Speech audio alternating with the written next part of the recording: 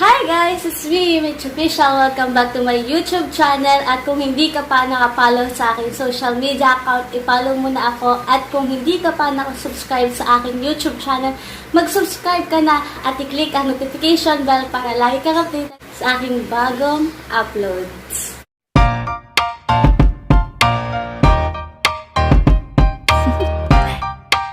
Do you want to know? Well, I've been thinking about you. And As you can see sa title guys ng ating gagawing video for today, gagawa tayo ng pinag-uusapan ng Mojos, DIY Mojos. Diba sikat na sikat ngayon sa Facebook yung mga DIY Mojos ng Shaky. So ngayon itatry natin gawin. So una ko nakita yung DIY Mojos na yan kay Faye Bahalbal. Tapos yun ginawa na yung DIY Mojos. Tsaka yung may kasama pa DIY yung chicken, yun, ginawa niya yun. And then, ngayon, itatry natin kung kaya ba natin gawin yung DIY ng Shakey's na Mojos. So, ano ba yung mga kailangan natin gamitin sa paggawa ng DIY Mojos? Siyempre, kailangan natin ng patatas. Ayan, meron tayong mga patatas dyan. Lagay natin dito. And, kailangan natin ng itlog. Ayan, 1 egg.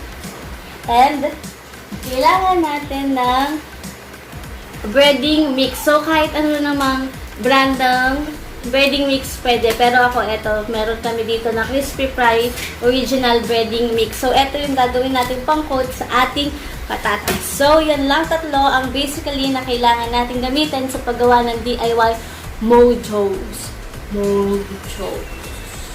So, ready na ba kayo, guys? Siyempre guys, ang kailangan nating unang gawin ay babalatan natin yung ating patatas. Siyempre, hindi naman pwedeng may balat yan. No? Babalatan natin siya.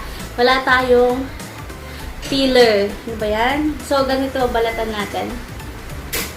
Ang liit ng patatas, mahirap siyang talupan. So, ayan. Pag hindi kayo nag-skip ng ads, makakabili tayo ng peeler. Ito naman natin.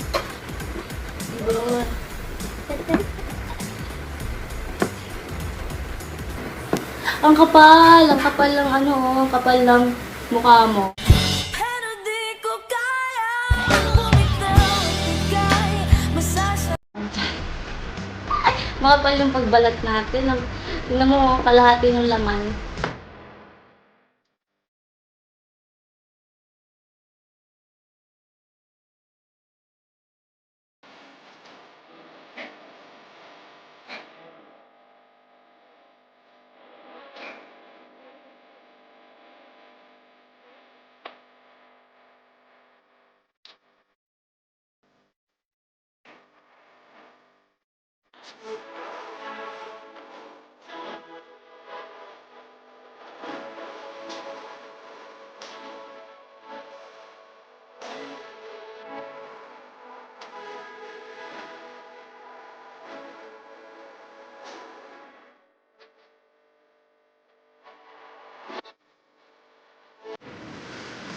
Actually, ginagawa ko tong Mojos na to, pero hindi ko pa talaga natitikman yung original na Mojos ng Shakey's. So, ngayon try natin yung DIY.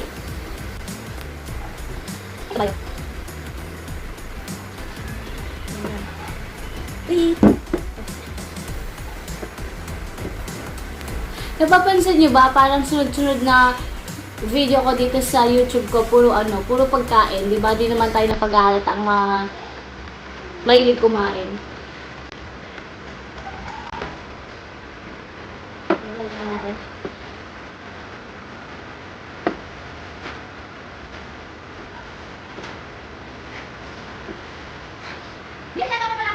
Siguro pwede na yung agad. Sige, lang yun.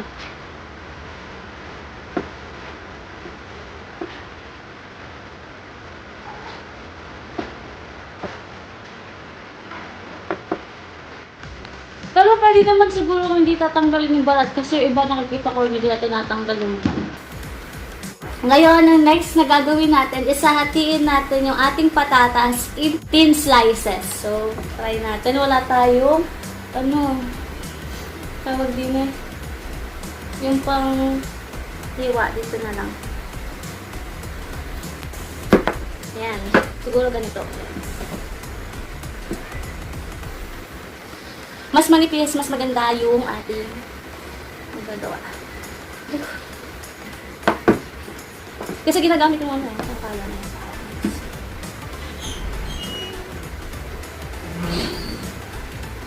Okay, yan. Pwede na yan. Mas manipis na hiwa, mas malutong yung magagawa nating mojos. Mojo Jojo.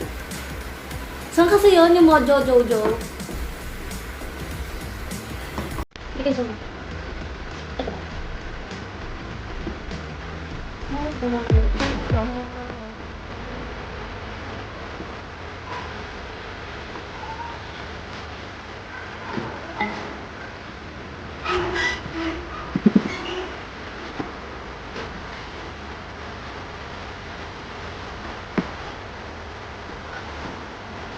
Wala.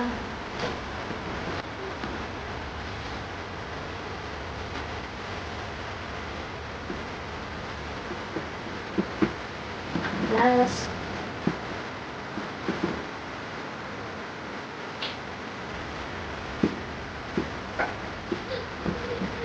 So, ayan, nakati na natin yung ating patatas into small tin cuts. Ayan. Madami na pala nito. So, ang next na gagawin natin, ingay nila. So, ang next na gagawin natin is hugasan muna natin itong patatas bago natin ibabad sa ating itlog. So, hugasan muna natin. Magbabalik ako. So, ayan guys, hugasan ko na yung ating patatas. Ayan, malinis na siya. And then, next na gagawin natin is yung itlog. Ano? Ang ingay ni Mom. Kaingay. Ngayon, ang gagawin natin is, ano kasi yung, natin, ibibit natin yung itlog dito sa another bowl. Kunin ko muna yung beater para makagsosyal. Ayan guys, kumuha tayo ng additional tool. So, ito, pang beat. Ngayon, i-beat natin yung egg. 1 egg dito sa ating bowl. Oy, na-break.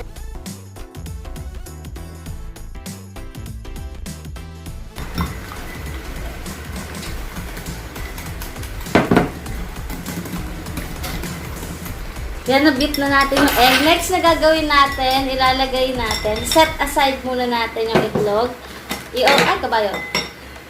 I-open natin ngayon yung ating breading mix sa another bowl. Ayan, buksan natin yung breading mix. Diba meron na itong mga flavor? Itong sa akin original, ayoko na maanghang. So, ito yung original. And then, tansyahin muna natin yung paglagay kasi sayang pag hindi naman na ano. Yan, kalahati muna yung ilagay natin. Trivia. Pwede din tong gawing gravy. Lalagyan mo lang ng tubig and then yun. Pwede na siya maging gravy. Okay, next na gagawin natin. Kunin ulit natin yung itlog. And then, ayan. Ano ba yan?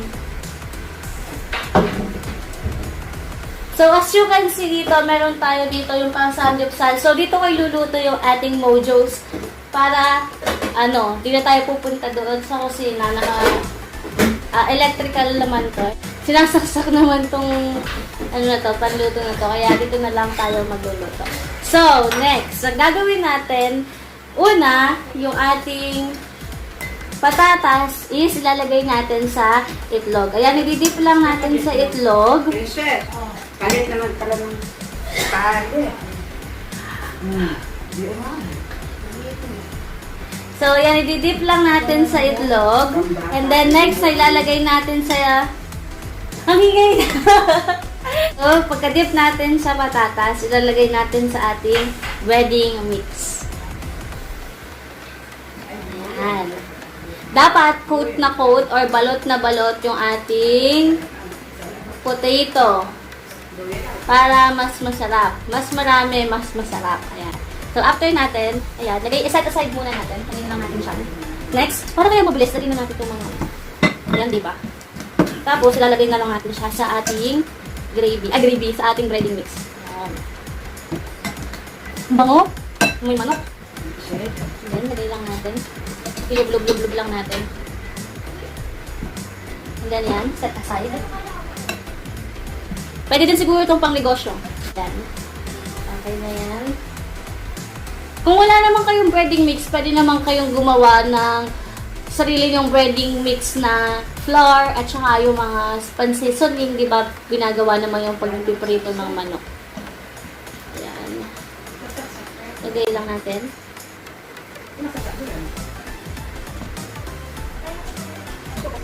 Next, lagay pa tayo.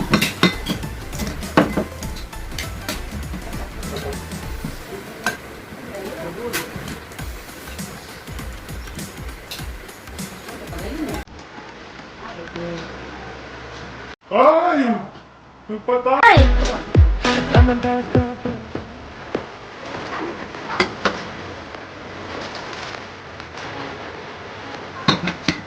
Basta kami.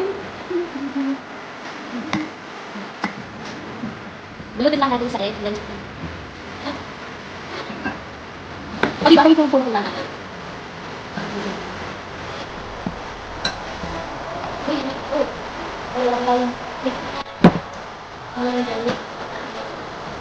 Ano na gagawin natin? Walang iba.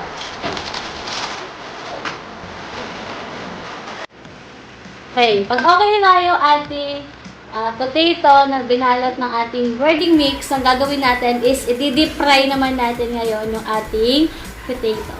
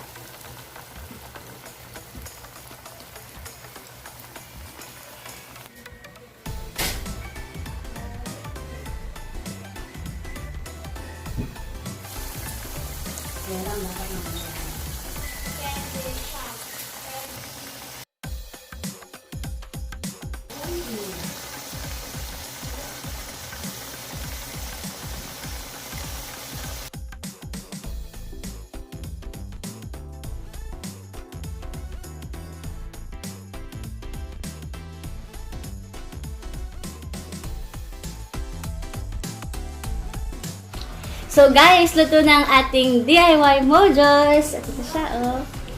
So kayo na, pinatiktik ko lang siya dun sa tissue natin para matanggal yung excess oil. At ngayon, itatry na natin ang ating DIY mojos. So, tikman na natin. Ang init.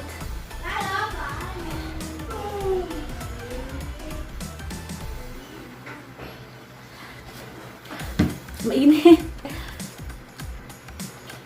Tikman ko muna.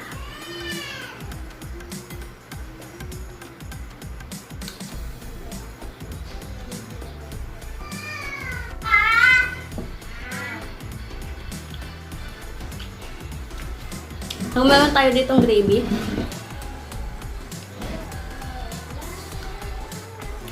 That's it, guys. Kung nagustuhan nyo yung video ko, please give it a thumbs up and subscribe to my YouTube channel. Hello nga pala sa mga nagpapa-shoutout, especially kay Jericho. Hello sa inyo.